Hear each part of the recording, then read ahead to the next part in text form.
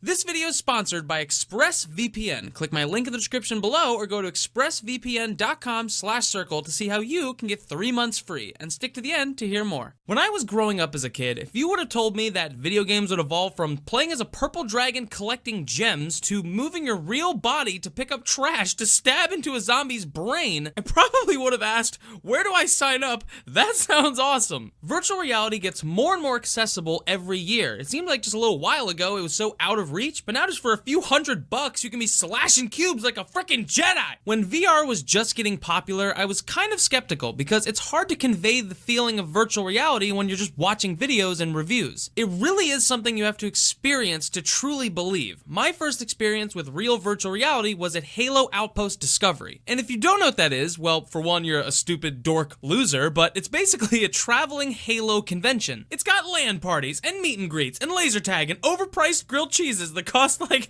$12. Oh my god, it was so expensive. What the hell? But most importantly, it had the coolest VR experience ever. For starters, this was a lot more futuristic than what you're gonna find in your own house. We had to wear a big vest with a battery pack on the back, and we had a huge square to play in. It was 3v3 Slayer with just plasma pistols, me and 2 of my buddies versus 3 strangers. And we absolutely fucking annihilated them. The game lasted about 5 minutes, but I wish I could have played it for 5 hours. I immediately went home and started researching VR systems and eventually bought a used Oculus Rift. It was like $200, baby. That's a bargain. And suddenly I became a soldier in Pavlov, a wanderer in Fallout, and whatever I am in Job Simulator. I don't know. I'm gonna get fired. I'm so bad at my job. But the one thing that all of these games had in common were they weren't really games as much as they were experiences or demos or things that didn't really seem that finished, or it was done better outside of VR. But The Walking Dead Saints and Sinners, to me, feels like the first VR game that could sell a system. It's got hours and hours of gameplay, tons of areas to loot and explore, a cool crafting system, and side quests. 10 zombies that pop out of nowhere! Get off me, get off me, get off me, get off me, get off me! Oh, and not only that, you don't just have zombies to worry about, there's also people trying to turn you into Swiss cheese with rifles. Listen,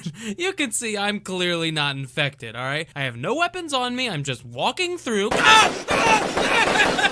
One of the coolest things about VR is how you handle your inventory and weapon setup. Your left and right hip are for daggers and pistols, your left chest is for a flashlight, right chest is for a journal, back right shoulder is for two-handed things like shotguns and bows, and your back left shoulder is for your backpack and inventory. One of the scariest experiences is when you're at nighttime with a dying flashlight and a zombie's charging you and you pat your right hip and there's no weapon. There's no dagger in sight, so you panic. You try to reach for your backpack and you pull something out, but he's already attacking you. You're shaking him off with your arm and you don't know what to do. You're trying to pull out like a broken glass bottle to stab in his eye, and in that exact moment you realize you're immersed. The world is dark and gloomy, but it's also curious and full of adventure. You know, you find some food on the ground and you think, maybe I'll eat it now to survive the next fight, but I should bring it back to camp and use it to cook real food. But I'm really hungry and that dog food's looking real good right now. And there's secrets around every corner. It could be a drawing leading to a supply cache,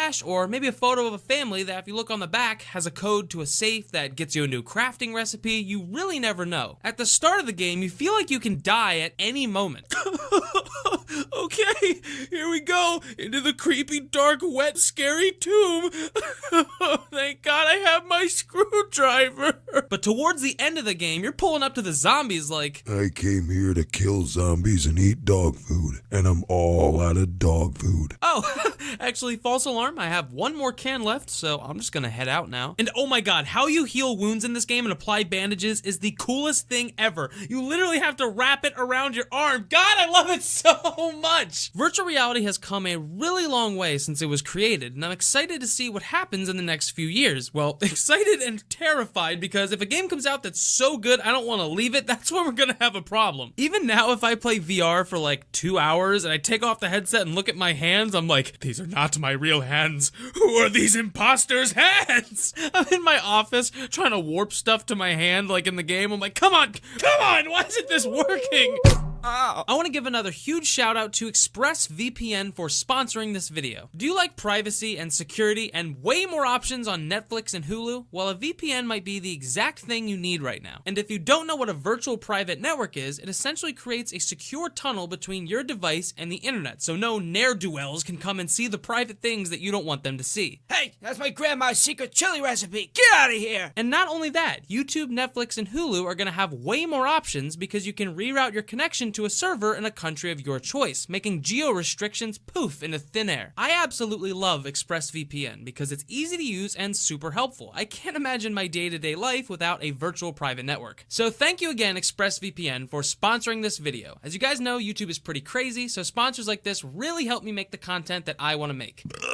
Thank you guys for watching this video. I will see you guys in the next one. Oh my God.